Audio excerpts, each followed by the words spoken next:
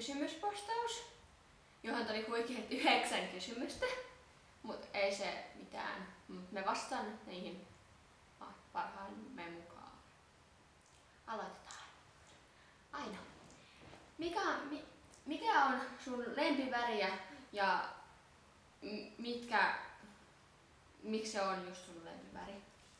No, tähän on vähän vaikea vastata, koska mulla ei ole koskaan oikeastaan ollut mitään tiettyä lempiväriä. Eli mä en voi sanoa, miksi se olisi mun lempiväri, koska mulla ei ole lempiväriä. Mun lempiväri on sininen sinisen ja auringonlaskun sävyt. Ja mä rakastan niitä auringonlaskua ja taivaanrannan värejä muutenkin, niin sen takia sininen on mun lempiväri. Suvi, millainen olisi sun unelmahevonen? Mun unelmahevonen olisi tällä hetkellä semmonen opetusmestari, joka kuitenkin se olisi herkkä ja sillä pystyisi menestymään kenttäratsastuksessa. Sitten varmaan parin vuoden päästä, tai no sit kun mä oon vähän parempi ratsastaja, niin mä haluaisin jonkun nuoren hevosen, että mä saisin kouluttaa. Mun unelmahevonen olisi semmonen herkkä ja osaava hevonen, ja se olisi vähän haastetta, mutta mä pystyisin kuitenkin kehittymään sillä ja se olisi semmonen taitava hevonen. Aino, mikä on sun lempitalli? Onnenvuori. Munkin Onnenvuori on ehdottomasti lemppari. Mitkä on sun lempiaineet koulussa? Mun lempiaineet koulussa on toi kuvis ja uskonto. Ennen kuin mä tulin 7, mun ehdoton suosikki oli kuitenkin historia. No, mä tykkään tosta kuviksesta ja kotitaloudesta ja sit lukuaineesta mä tykkään englannista ja historiasta. Järkytys. Mikä on sun paras hevosmuisto? No, se voi kuulostaa vähän oudolta, sen mitä mä tein siellä leirillä ja muuta, mut mulle jäi parhaiten sieltä viime vuoden leiristä mieleen se, kun meidän piti mennä maastoon laukkaamaan ja sitten me ei hallittu kaikki niitä hevosia ja ei päästykään laukkaamaan ja sitten mentiin tänne pikkukentälle ja me tehtiin siinä semmoista 8 käynnissä ja sitten pysähdykset siinä ja sitten päästiin jokainen vuorotelle vähäksi aikaa sinne liinaan annella tekemään ravia ja laukkaa ja se meni tosi ihmisen tuntia itse jäi saavaraan tän silloin mennä tai rauhallisesti ja tosi hyvin. Mun paras hevosmuisto on se, kun mä pääsin ensimmäisen kerran menemään raketilla. Se oli vaan jotenkin niin coolia.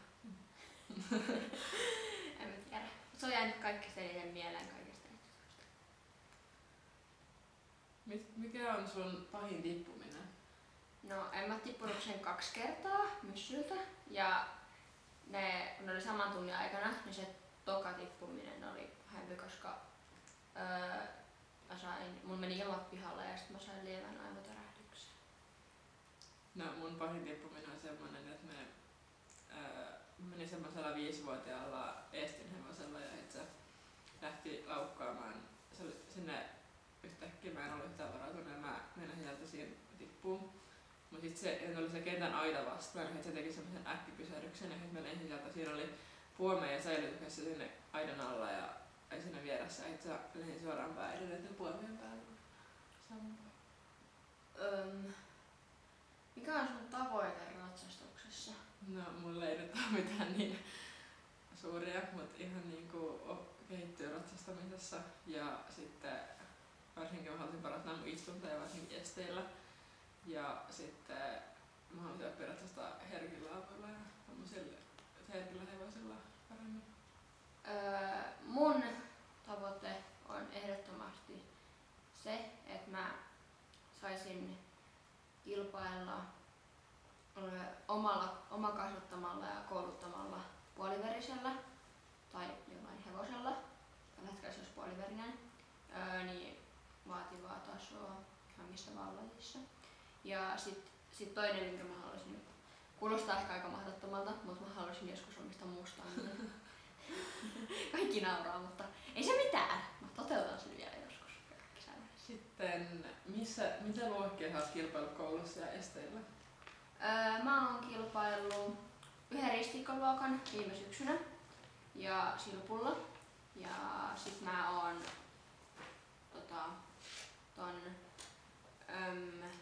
sen 40 sentin palin kanssa. Jos et ette ikinä saanut postausta.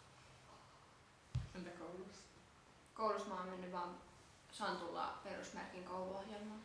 Ja mä oon mennyt esteellä sen ristikkaluokan ja sitten koulussa raviohjelman Keiramalla ja sitten mä menin Metsäkylässä sen hevossullukilpailuun sen hevossullusen vaikean ohjelman. Niin ja sit suoritit sen perusmerkin. Se ei ollut kilpailu. Se on. Haluaisit sä oman hevosen? Miksi et ja miksi kyllä? No kyllä mä haluaisin, että pääsis paljon, että olisi helpompi kehittyä, kun olisi hevonen käytössä ja pääsis kilpailemaan ja valmentautumaan paremmin, mutta sitten en mä kuitenkaan olisi valmis vielä omaan hevosen.